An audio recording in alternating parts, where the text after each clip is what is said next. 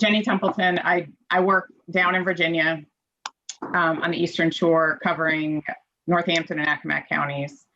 And while I know there are people from other states on the Eastern Shore here, I'm just going to do a brief overview of our easement programs, which for the most part transition from state to state since we are a federal agency. So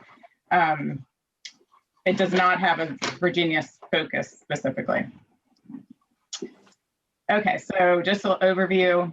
I'm going to go over some of our easement programs, the specifics of each program, benefits, and then some obstacles, shortcomings, eligibility, and then other available programs. And of course, I would love to answer any questions you may have.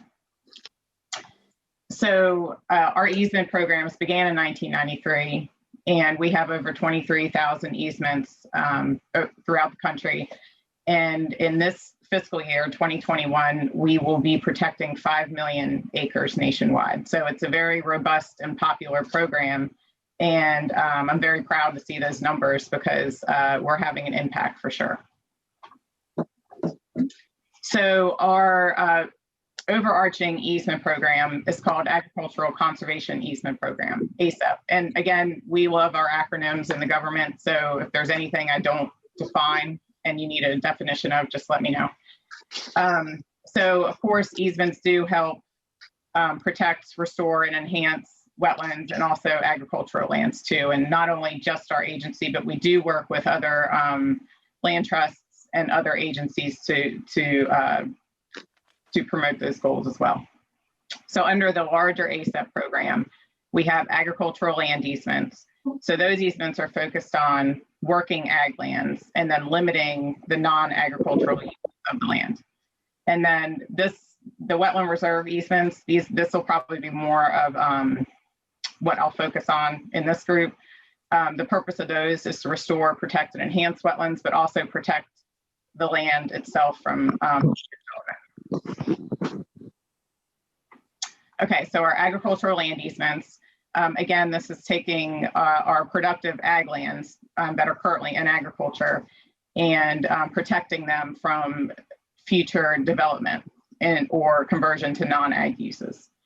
So with this program, NRCS provides funding to our partner organizations such as land trusts. Some county governments have a purchase of development rights program. So we provide funding to those agencies to help them put these easements on the ground. So of course, some benefits, and these are public benefits as well, not just for the landowner. Enhanced environmental quality, historic preservation, which can be important on these older, we have a lot of history here on the Eastern Shore, and to protect those lands from development in the future. Part of that is historic preservation, wildlife habitat, and then protection of open space. So those are our main goals through that program. And again, through that program, we're keeping that land in production agriculture. So we're not, completely taking it out of the ag sector. So our wetland reserve easements, these are different in that NRCS funds and holds these easements. So we provide the funding to the landowners themselves to preserve the land and protect the land for wetland wildlife habitat. So there are some eligibility requirements to get in this program, and I'll cover those. But there needs to be hydric soils, which means that there needs to be a wetland component, the soil's wetland component on that land. And most of these lands, they were converted previously from a natural wetland to ag production. So that conversion has happened in the past, and what we want to do is take that land back into a functioning wetland.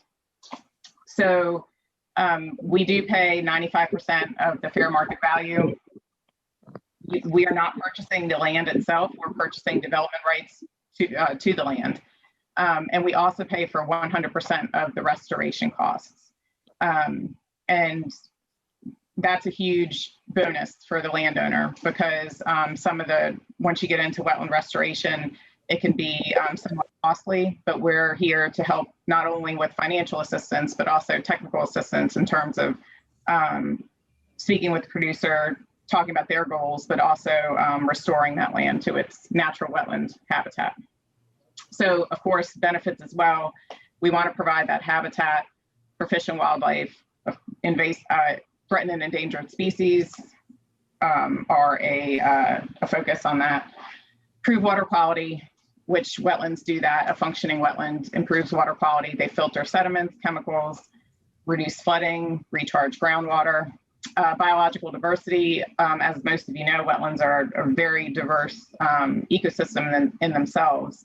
So we're taking that land, putting it back in those wetlands, and protecting that diversity. And then also another opportunity, well, there are opportunities for educational, scientific, and non-developed recreational activities. And what we see here on Virginia's Eastern Shore, a lot of these wetland easements are they're waterfowl paradises, so to speak. So the landowner's focus is hunting or wildlife habitat for waterfowl, and we're able to assist with that, help them meet their goals, but also make it a place for recreational activities. So some more benefits overall with the easement program, easements in general. Of course, there's the land conservation and protection, landowner payment. So while that's not our number one focus, we feel like that is a great incentive to help people, help this program be popular and effective. The wetland restoration plan, I discussed that. We'll help, we'll do all the technical, we get our biologists in there, our soil scientists in there, and we provide a very robust restoration plan. And then there's that financial assistance component. Again, the landowner with these easements, they still retain rights to and ownership of the land. Just some of those rights are purchased by us or our partnering agencies. And that's what we're purchasing those rights in order to protect the land. And then again, quiet enjoyment of the land. A lot of these restored wetlands are just beautiful habitats, and the landowners really appreciate having that available to them. So of course, with everything, obstacles, shortcomings. So certain activities are prohibited. Again, we're purchasing rights to the land. So for example, you cannot timber a wetland reserve easement. So a lot of these easements are woodlands.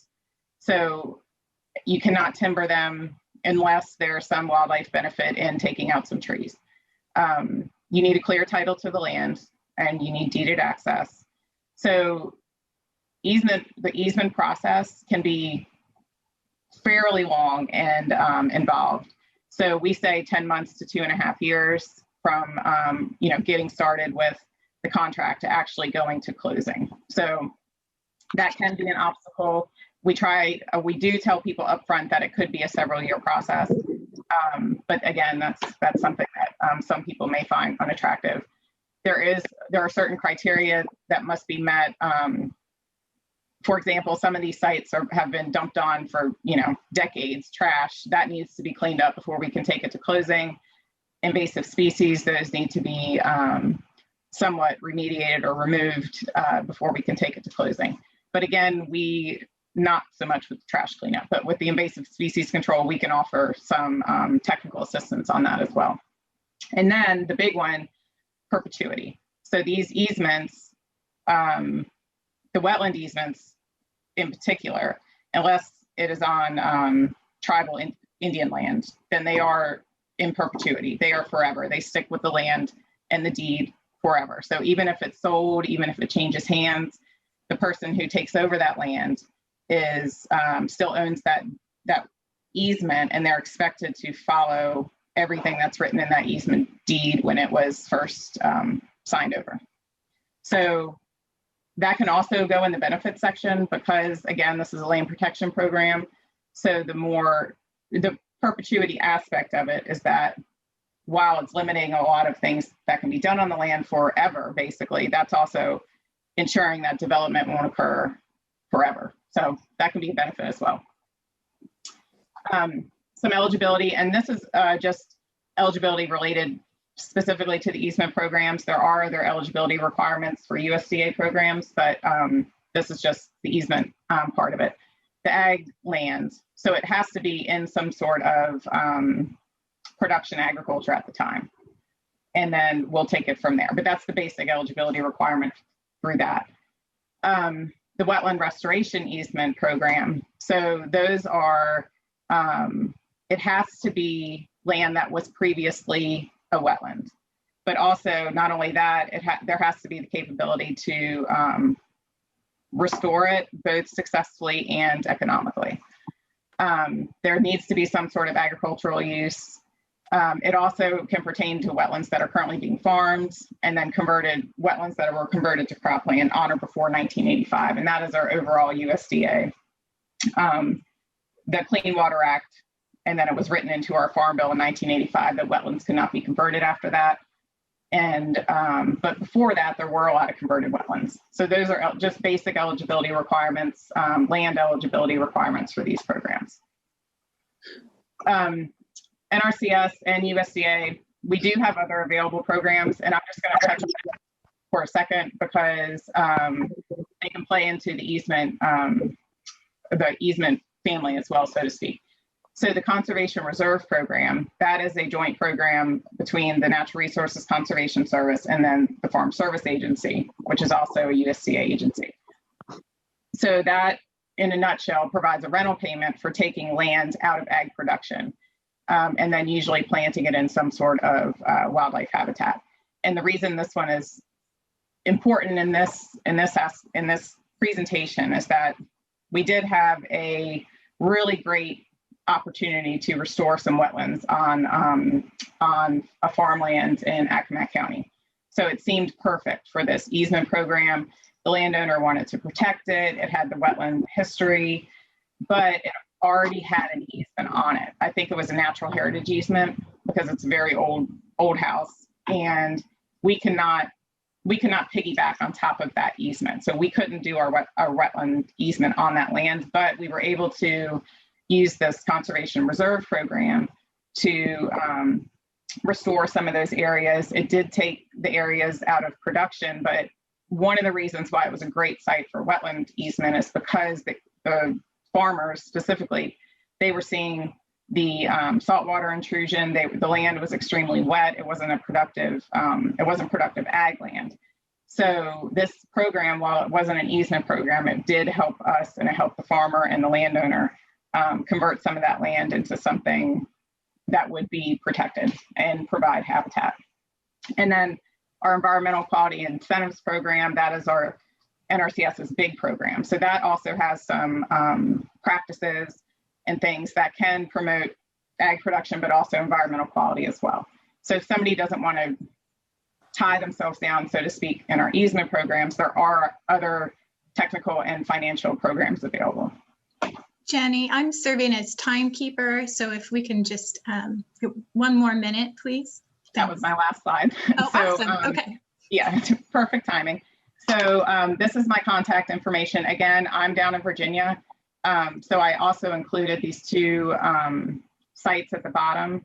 So if you're not in Virginia or familiar with the Natural Resources Conservation Service, you can go to farmers.gov, and that will direct you to your local NRCS. And then for more overall information, our NRCS website, and then farmers.gov as well. And feel free, even if you're in Virginia or Maryland, to email me or call me. I'll be happy to help in any way I can and get you to the right people. And then that's our, have to put this up there. So let me turn my camera back on. And thanks so much, Jenny. You're welcome. And is there